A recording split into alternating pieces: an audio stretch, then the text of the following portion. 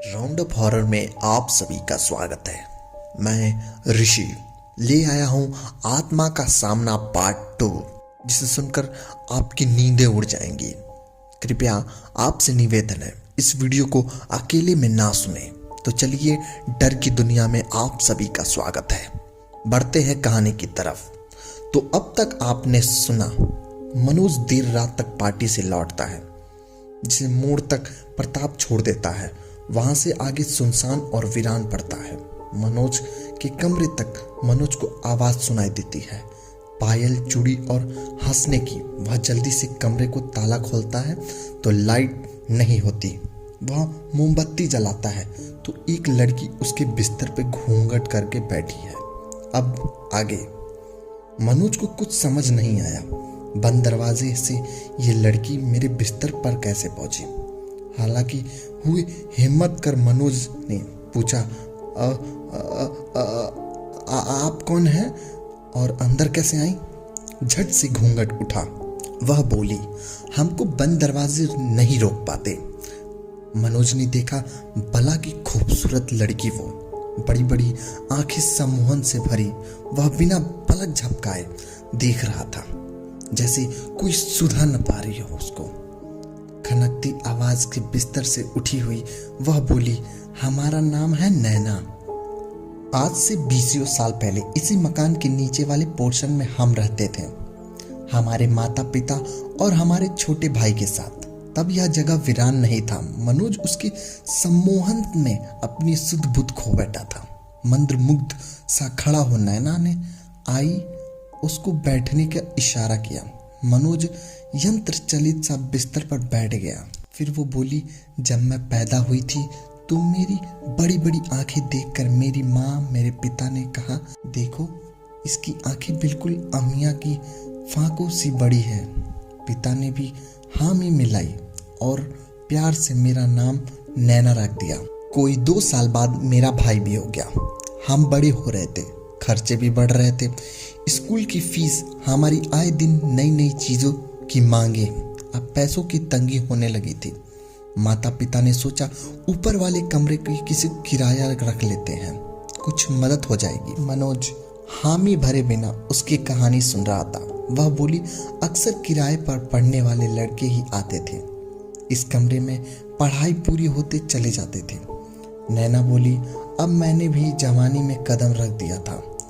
मैंने उस वक्त 16 साल की नादान लड़की थी। अब की बार कॉलेज में पढ़ने वाले एक बांका जवान किराए से आया और मेरे और उसके बीच लुका छुपी की खेल शुरू हो गए, या कहो कि अपरिपक्व प्रेम कहानी शुरू हो गई। मैंने कोई ना कोई बहाना छत पर आ जाती थी, कभी कपड़े सुखाने, कभी लंबे बाल सुखाने, जिनमें राजेश उलझ कर रह जाता था। हाँ, यही नाम था उस बाके जवान का। माता पिता को कुछ मालूम नहीं चला। नैना रुकी और बोली, मनोज सुन रहे हो? मनोज जैसे निद्रा से जगा। हाँ हाँ के अलावा उसके मुंह से कोई बोल नहीं फूटा। नैना ने कहा, उसकी परीक्षाएं शुरू होने वाली थी। आजकल वह मुझ पर कम ध्यान देता था। पढ़ाई के आगे सुंदरता भी फेल हो गई थी और मेरा गुस्सा बढ़ता जा रहा था कि कोई मेरे अवहेलना करे, ये मुझे बर्दाश्त नहीं हो रहा था। एक दिन रात को चुपचाप राजेश के कमरे की तरफ बढ़ गई और यह मेरी सबसे बड़ी गलती थी। उसने मुझे पकड़ा और अपने होठ मेरे होठ पर रख दिए। फिर जो नहीं होना था वो भी हो गया। सुबह उठी तो बहुत रोई।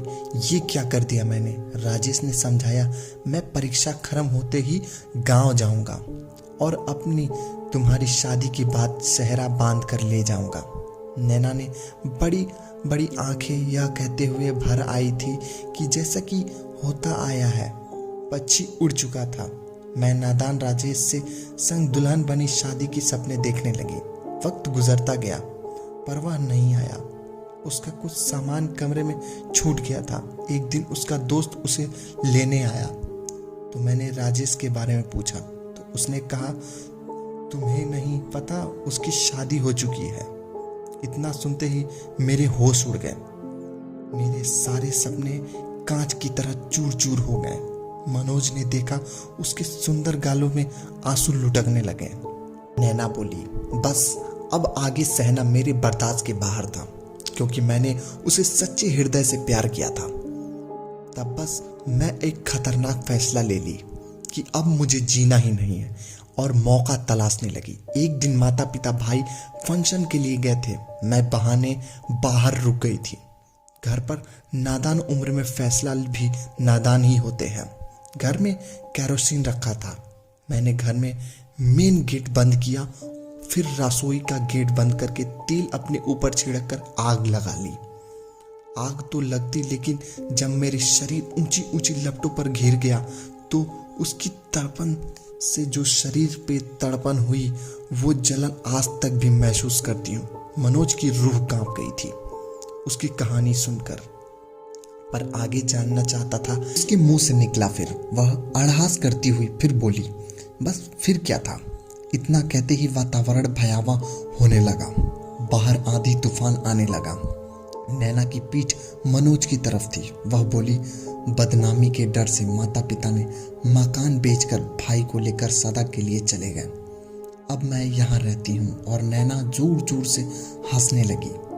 जो भी इस कमरे में रहने आता है उसे अपने साथ लेकर जाती हूँ। जैसे ही नैना ने मनोज की तरफ देखा कर कहा, चल आज तेरी बारी, वह विभत्स होकर हंसने लगी। मनोज ने घबरा कर देखा तो डर के मारे उसकी चीख निकल गई। सुंदर लड़की की जगह एक अधजली काया लड़की थी, जिसका चेहरा जला हुआ था, एकदम कुरूप लग रहा था। दांत लंबे, नाखून निकल गए थे। चेहरे की जगह जगह घाव रिसे थे। उसके सिर से मांस के लोथर टपक रहे थे। कमरा जलने की बदबू से भर चुका था।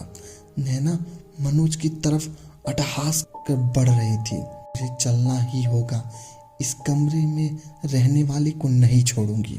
वह अट्टहास से सारा वातावरण गूंज उठा था। पक्षी भी उसकी विभत्स हंसी से पेड़ पर पंख फड़फड़ा कर चीखते हुए उड़ रहे थे। मनोज ने आव देखा न ताव देखा, वहां से भाग खड़ा हुआ।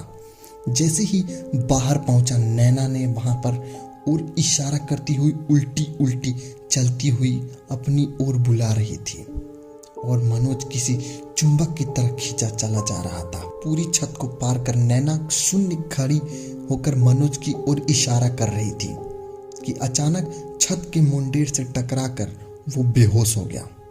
सुबह मनोज ने देखा कि वह छत से मुंडेर के किनारे पड़ा हुआ था, और उसकी आंखों में रात के सारे सीन किसी चलचित्र की तरह घूम गए। वो उठा और डरते हुए अपने कमरे में घुसा, अपना बैग उठाया और वहां से भाग खड़ा हुआ। उसको यह समझने नहीं आ रहा था कि वो सपना था या सचमुच चुड़ैल का सामना।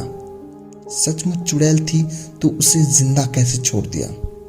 बहरहाल मनोज ने अपने दोस्तों को जाकर शरण ली, और कुछ दिनों के बाद वह अपने गांव चला गया।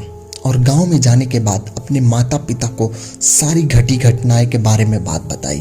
कहते हैं कि वो बंगला आज भी वीरान पड़ा है, लेकिन कहाँ है किसी को नहीं पता।